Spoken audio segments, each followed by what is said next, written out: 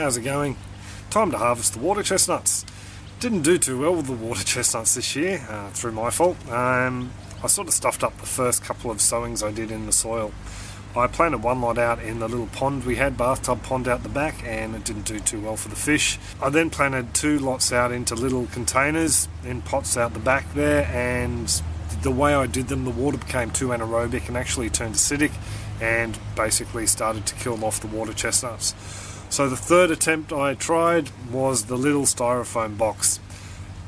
They have done fairly well in the styrofoam box for the short growing season they had. They pretty much all lost a couple of months worth of growing, and I'm pretty happy with the way they've gone. I actually bandicooted around there the other night. That just means digging under the soil, for those who don't know, and I found a couple of nice looking corms, and we took them out and had them in a Thai curry the other night, so I'm pretty happy with them, and I figure I might as well turn the box over and see how we've gone. So this is what they look like at the moment, just all the dry tops on them. Let's try and cut all these off, just make it easy to sort through.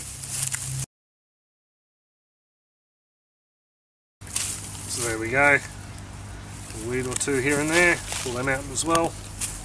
And all this stuff here can just go into the compost, so I'll just stick it aside for now.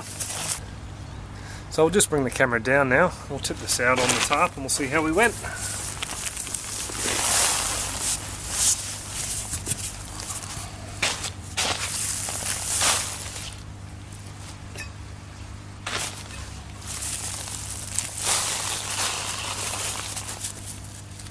Yeah, that's the top. There you go, look at that. That came from the bottom of this root section here. It's like a little cap. That's the top of the water chestnut that was... Actually, no. It's deflated. It's the whole water chestnut with all the nutrient gone from the inside for the plant to grow. That's pretty interesting. Just pop those bits to one side. So I just thought I'd show you how these corms form. What I have here in my hand are the 3 reeds that come up, and from underneath the water chestnuts spread. So there's one there, there's one I've just broken off, another one there. They spread out under the ground and they end up facing upwards, and then a new shoot will come from that, and that will start off a new chestnut a bit to the side. So I just thought I'd show you that. It's pretty interesting. I'm nearly through now, nearly done.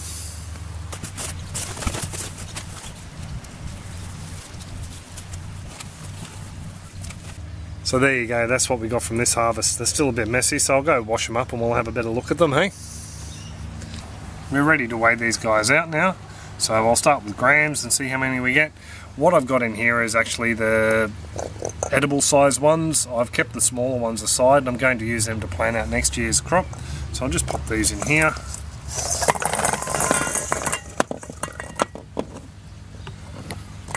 So there we go, what have we got there? We've got 687 grams, or 1 pound 8.2 ounces.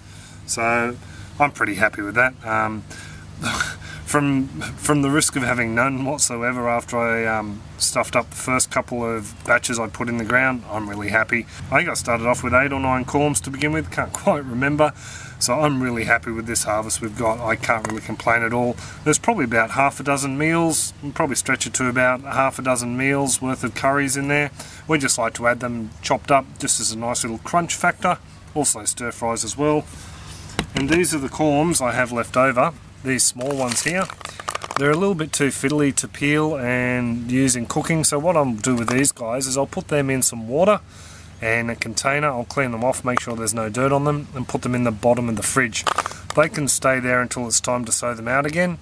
One thing I've read is it doesn't really matter what size corm you plant out, you can still get massive, nice, large chestnuts. Like, you can get nice, this isn't a real big one, but you can get a decent sized chestnut out of something like this. So all this does is start the plant off, and then from there it depends how long they're in the ground as to, and the nutrients available as to how big they're going to grow. So I'm more than happy with what I've got, I think.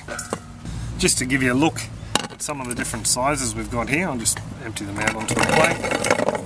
Hey, and all over the little table.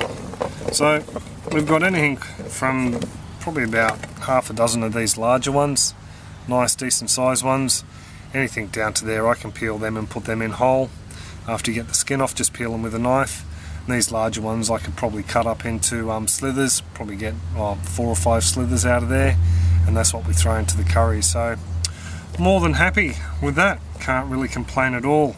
Well, there's a bit of a look at this year's water chestnut harvest. Nowhere near as many as last year, but hey, you take what you can get. I won't be able to share out pretty much any this year, I don't think. Last year I shared out quite a few all around Australia, but unfortunately I'm going to have to save what I've got this year to try and grow up a couple of barrels next year. Next season I'll be growing in the large 200 litre or 50 gallon barrels. I'm just going to chop one in half, flip them over, totally watertight, and yeah, fill them with soil and do out 2 of those barrels. I think the bathtubs take up a little bit too much space, and I think the barrels are just easier because I can move them around the yard, put them in positions that aren't going to take up a lot of room. So I won't do the aquaponic water chestnuts yet. I'll finish eating these guys first and then we'll harvest them. So you'll see the harvest we get from them in an aquaponic update clip, I suppose, in the future. Just did a bit of a dig around this plant here that's died back in the aquaponics, and I've come up with this little tiny corm and this small corm. So I don't really think we're going to get a lot edible wise out of these guys here, so I am actually going to pull this plant here, but I'll leave this water chestnut here. He can stay, but yeah, I will get rid of this one. So I'll pull him out quickly and we'll have a look and see what we got. Bianca's just giving me a bit of a hand here because I'm running out of hands, so I'm pretty impressed with that. Only one corm went in there.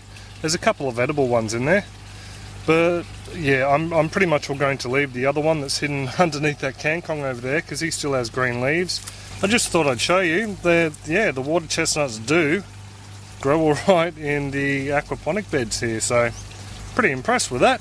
So it does give you an idea on how they grow as well, how they send out their corms to one side, which will then shoot. This one's got 2 spots where reeds were going to come up from, so all very interesting, I think.